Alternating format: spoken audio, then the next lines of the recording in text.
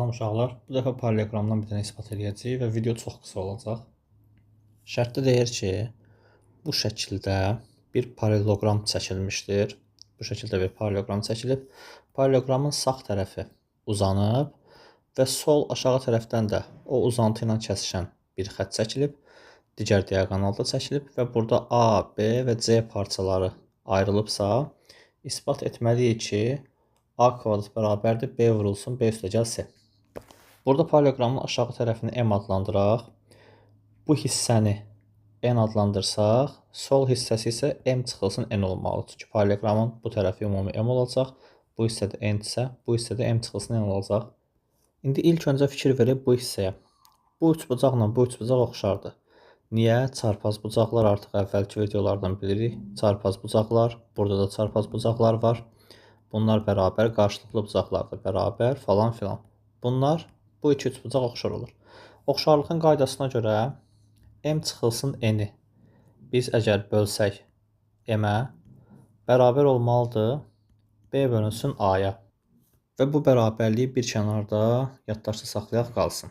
Az sonra geri dönəcəyik. İndi keçək digər bir oxşarlığa.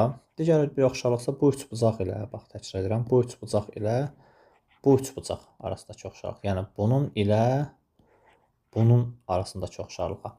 Bu oxşarlığa əsasən biz əgər C-ni A plus B plus C-yə bölsək, C-ni A üstəgəl B üstəgəl C-yə bölsək, bərabər olmalıdır N bölünsün M-ə. N bölünsün M. Bunu da bir kənarda yaddaşda saxlayaq. İndi keçək bayaq yaddaşda saxladığımız ifadəyə. Bu ifadədə kəsrin xassəsindən istifadə eləsəm, M böl M, M böl M, yəni ki, 1 çıxılsın, N bölünsün M, bərabər olmalıdır B bölünsün A-ya. M böl M nəyə bərabərdir? C bölünsün A plus B plus C.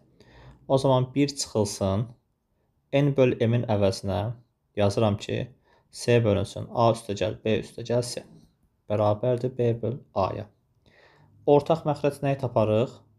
A üstəgəlsin, B üstəgəlsin C-ni ortaq məxrəc götürsək, bu birin tamamlayıcı vuruğu A plus B plus C olmuş olur. A üstəgəl B üstəgəl C, sonra çıx C. Bərabərdir B böl A. C-lər buradan islah gedirmi? Bəli, C-lər islah getdi. Qalan bərabərliyi də çarpaz şəkildə vururam. Yəni, A üstəgəl B-ni A-ya vururam. Yəni, o şəkildə də yazaq. Detaylı olsun. A plus B-ni A-ya vururuq. Bərabər B-ni isə A üstəgəl B üstəgəl C-yə vururuq. Mötərizləri açıram. A kvadrat toplansın AB. Bərabər AB toplansın B kvadrat.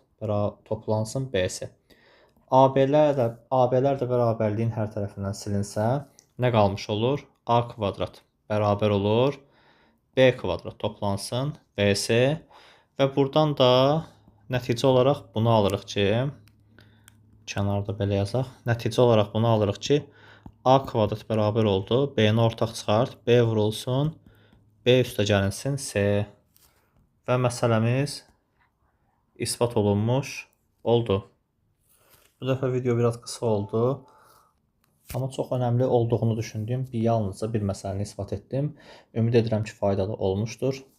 Daha maraqlı məsələlərə də baxacaq. Sağ olun, izləmədə qalın.